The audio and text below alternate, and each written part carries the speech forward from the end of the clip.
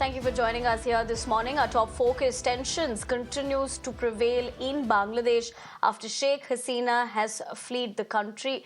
In fact, she has spent the night here in India, while reports suggest that she may soon fly to the United Kingdom and seek asylum there.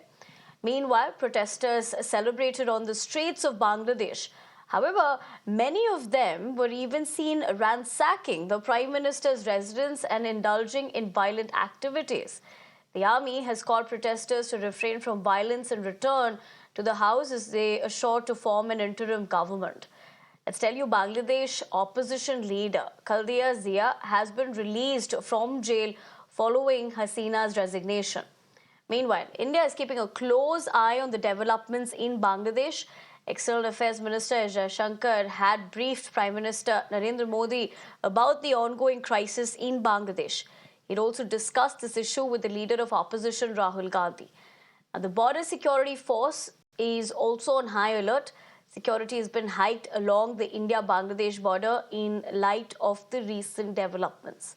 BSF chief will also visit the border today.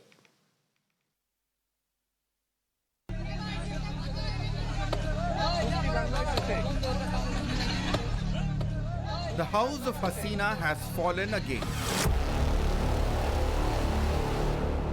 Almost half a century after its founding father was deposed in a coup and assassinated by his own army. Today, his daughter and the woman who led Bangladesh for the last 15 years is forced to flee her motherland.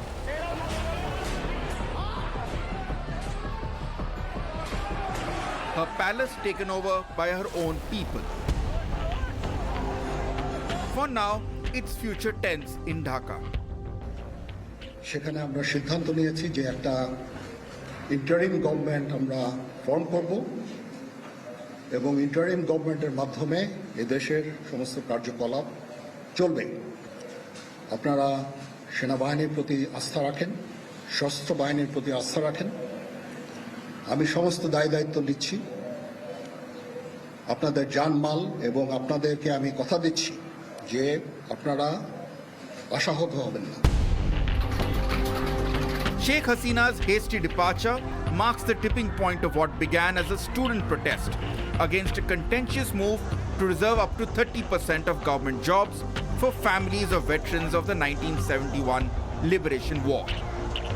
The protest, which began late last month, escalated dramatically when students at Dhaka University clashed violently with the police, leading to at least 300 dead officially. India has always had concerns of Bangladesh becoming a puppet in the South Asian region, and there are many who could possibly benefit from Hasina's fall from power. The obvious suspect is China, already seething after Dhaka rebuffed Beijing and decided to partner New Delhi in the $1 billion Teesta River Development Project. Earlier this year, China was believed to have played a key role in the India Out protests that took place in the run-up to the elections. Even China's geopolitical rival, the United States, has a vested interest. Since 2022, external actors, predominantly Western countries, have been intervening in Bangladesh's election process, expressing concern over human rights abuses. And then there is old rival Pakistan, with reports coming in that the Chhatro Shibir, the student wing of the banned Jamaat-e-Islami, allegedly backed by the ISI, was inciting violence and turning student protests into a political movement. Sources say that Pakistan's army and ISI wanted to destabilize Sheikh Hasina's government and restore the opposition BNP to power. So far, it seems things are going exactly as per the script.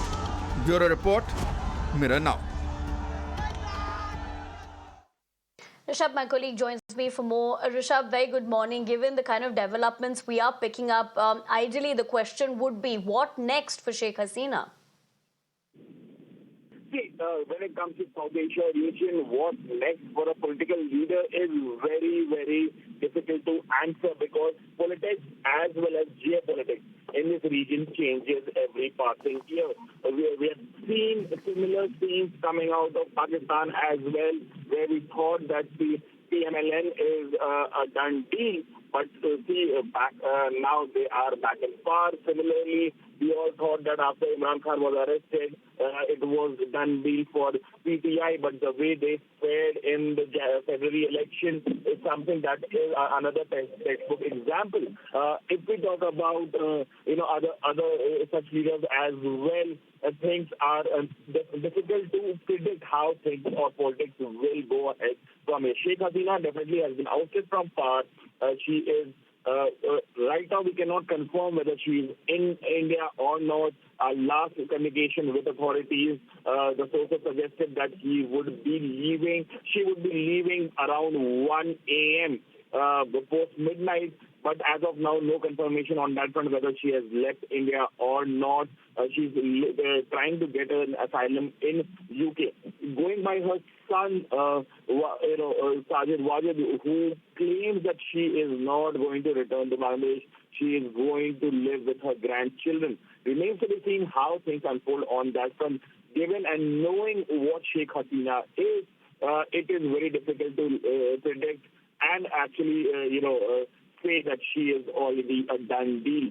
You never know how Sheikh Hasina will come back when it comes to Bangladesh. Right, Rishabh. In fact, as you draw perspective on that, a quick follow-up question with what we've also seen on ground zero as far as what transpired yesterday in Bangladesh. Having said that, what are we picking up in terms of the situation now? The situation hasn't changed much. The anarchy that we saw on the streets of Bangladesh before Sheikh Hasina resigned is no different than the anarchy that we are seeing post Sheikh Hasina's resignation as well. Sheikh Hasina resigned sometime around 3 o'clock India time. But even after that, the loot, the democracy that we have seen, be it in Gunabhavan, be it in the parliament of Bangladesh, or for that matter at the residence of the Home Minister or other senior ministers in Sheikh Hasina government, or for that matter in the minority areas of Dhaka, is something that shows that the protesters, quote unquote, the protesters who came to Dhaka to oust Sheikh Hasina, ousting Sheikh Hasina was not the only motive. The way looting, arson has taken place, media houses have been attacked, government buildings have been attacked, showcases what the intent was.